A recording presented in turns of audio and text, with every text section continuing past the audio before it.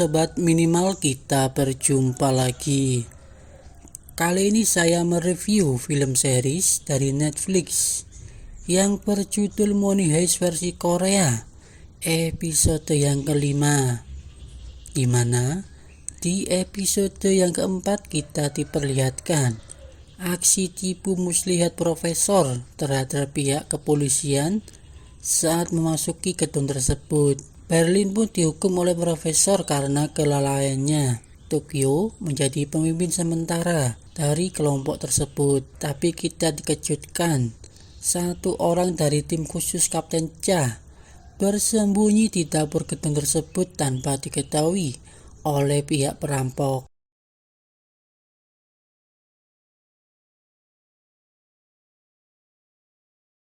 Oke guys, langsung saja kita review filmnya. Money Heist Korea episode kelima. Kita diperlihatkan flashback tentang persidangan dari Wojin untuk memperebutkan hak asuh anaknya karena mantan suaminya melakukan KDRT.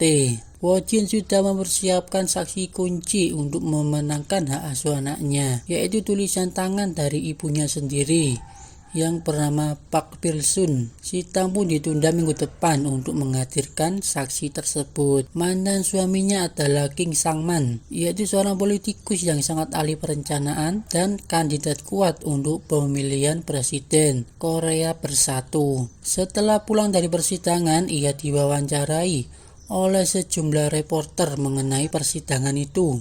Ia pun santai menjawabnya bahwa mantan istrinya bohong mengenai pemukulan terhadapnya. Sebagian publik pun percaya apa yang dikatakan politikus itu. Tiba-tiba Wojin ditelepon oleh anaknya karena neneknya hilang.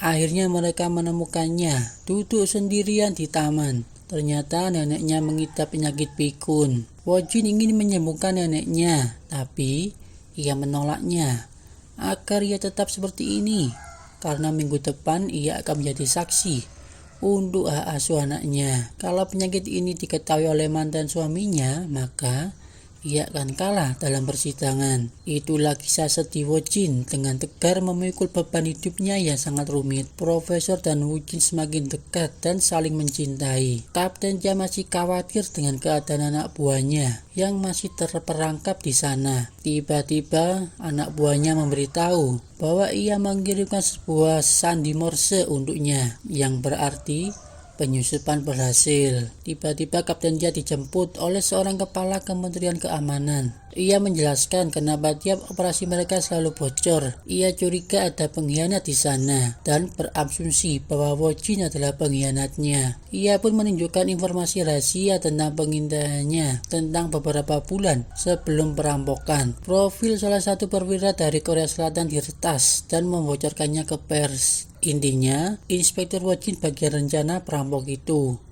tapi mereka belum bisa menemukan keterlibatannya. Ia pun mengingatkan tentang penyelenggaraan KTT yang akan datang. Para petinggi mendesak agar menyelesaikan misi tersebut. Kalau penyelenggaraan KTT ditunda, maka ada konsekuensinya. Ia pun menyuruh agen penyusup itu harus menyelesaikan secepatnya walaupun ada korban jiwa. Di sini Kapten Cha masih merahasiakan tentang agen penyusupnya. Agen itu mentelepon Kapten Cha memberitahu agar misi ini diselesaikan secepatnya dengan membunuh pemimpinnya, yaitu profesor, agar mereka dapat masuk ke sana dengan apapun konsekuensinya.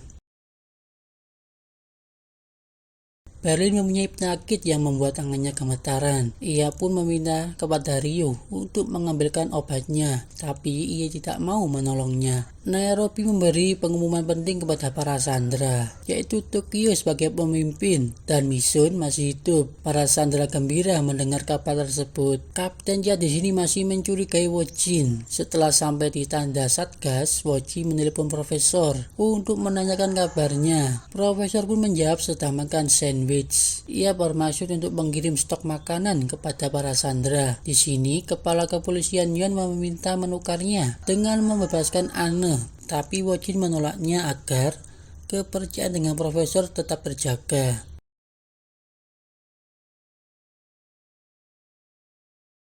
Direktur di sini cemburu karena Denver sangat perhatian kepada Misun untuk mengobati lukanya. Saat agen penyusup mau pergi, ia dikejutkan oleh direktur yang menanyakannya karena direktur tidak pernah melihatnya. Untung ada Anne menolongnya dengan memberitahu bahwa ia supir bus sekolahnya. Setelah itu mereka berkenalan dan sang agen bertanya kepada Anne di mana tempat profesor berada. Saat Wojin melihat daftar menu makanan buat Sandra, ia dikejutkan bahwa menu roti lapis yang dimakan profesor tidak ada. Ia berkesimpulan bahwa kita ditipu oleh profesor karena ia tidak ada di gedung itu dan ia cuma menginstruksikan anak buahnya dari luar.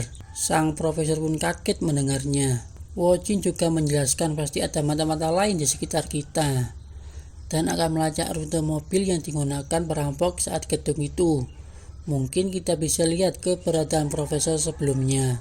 Kapten Cha memberi ide agar kelompok ini dibagi dua, yaitu bagian pelacakan mobil yang dikerjakan oleh orang Korea Selatan dan yang bertugas di tenda adalah orang Korea Utara. Sang agen dan Anne bertanya kepada Misun tentang keberadaan profesor.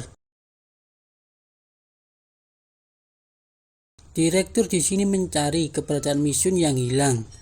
Pikirannya pun kacau menganggap Denver bercinta dengan Misun.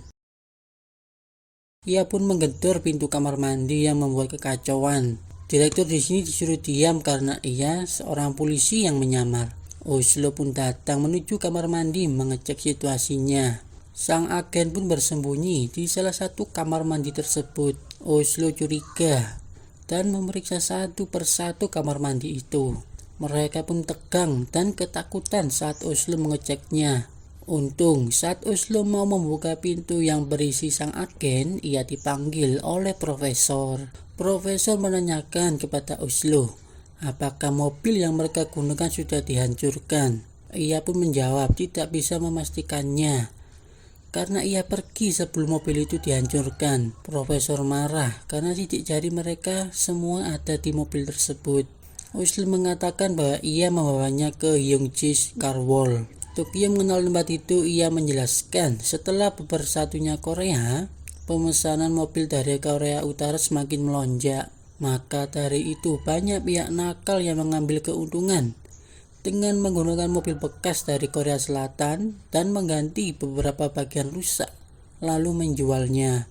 Tim dari Wojin juga menemukan mobil bekas tersebut dijual di situs ilegal dan menemukan kemiripan semuanya kecuali platnya saja berbeda yang berada di Yongji Carwall. Wojin dan anak buahnya pergi ke tempat itu. Profesor dengan terburu-buru mengambil semua peralatan yang digunakan untuk menghilangkan sidik jari dan menuju ke sana. Tak disadari, kelompok dari agen penyusup merencanakan sesuatu. Direktur memberi idenya mengenai keberadaan profesor, yaitu memancing salah satu anggota perampok yang terbodoh untuk ditangkap dan disiksa hingga mengaku.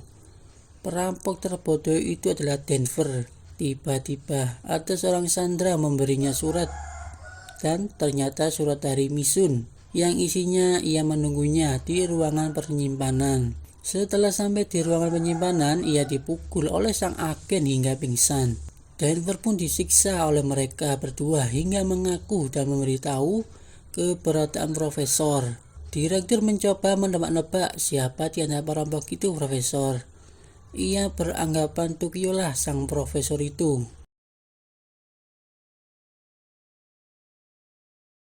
Profesor dan tim Wojin pergi ke tempat pembuangan mobil bekas itu. Sang agen pun memberitahu satuannya bahwa profesor sudah ditemukan. Setelah mendengar kabar dari anak buahnya, Kapten Cha bersiap-siap untuk menyerang dan melumpuhkan profesor karena inilah kesempatannya. Setelah sampai di tempat itu, profesor mencari keberadaan mobil tersebut dengan melihat file komputer di dalamnya. Setelah menemukan kuncinya, ia dikejutkan. Pegawai kantor itu datang. Terjadilah aksi saling serang.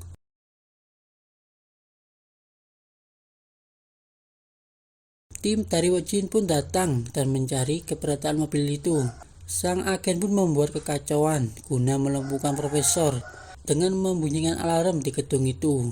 Inilah kode dari agen penyusupnya. Kapten Cha memberitahu kepala kepolisian Yon. Setelah membunuh profesor, ia akan dihubungi lewat radio. Lalu kita akan menyerbu gedung itu. Yon di sini meminta penjelasan kepada Kapten Cha. Kenapa tidak menghubungi Wojin terlebih dahulu? Ia menjelaskan bahwa Wojin masih dicurigai sebagai mata-mata. Tak disangka Misun datang menolong Denver yang disiksa oleh direktur dengan menodongkan senjatanya. Denver berhasil melumpuhkan direktur dengan menendangnya dan langsung pergi memberitahu kelompoknya bahwa Tokyo dalam keadaan bahaya. Di tengah kepanikan Sandra, Tokyo berusaha sebisanya dengan menginstruksikan Rio menjaga Berlin dan Nairobi mengevakuasi semua pekerja di lobi. Tokyo pun pergi memeriksa ke ruangan pameran di mana alarm itu berbunyi. Ia dan Helsinki memeriksa ruangan itu dan mengevakuasi para sandera yang masih terjebak. Rio memeriksa keadaan Berlin, ternyata dalam keadaan sakau dan ia langsung membuka borgolnya. Tiba-tiba Berlin menyerangnya dan membuat Rio pingsan. Saat Tokyo sendirian mengecek ruangan itu, sang agen bersiap-siap mengambil posisi menembak Tokyo. Denver pun datang dan meneriaki Tokyo bahwa ada penyusup yang bersembunyi. Maka dari itu, kita harus menghubungi profesor. Sang agen terkejut setelah mendengar informasi itu. Tiba-tiba suara tembakan terdengar di luar gedung. Kapten Cha panik saat sang agen memberi informasi terakhirnya bahwa profesor tidak ada di dalam gedung. Profesor pun menemukan mobilnya dan membersihkan semua sidik jari yang berada di mobil itu. Tim dari Wojin masih menyisir keberadaan mobil tersebut dan akhirnya menemukan mobilnya di dalam gudang penghancuran. Tim Wojin bersiap-siap masuk ke tempat itu. Profesor dengan paniknya dan tidak ada cara lain langsung menyalakan mobilnya dan melarikan diri. Terjadi aksi kejar-kejaran antara tim Wojin dan Profesor. Oke guys, sekian review dari saya. Jangan lupa subscribe, like, share, dan komennya untuk video terbaru selanjutnya. Terima kasih.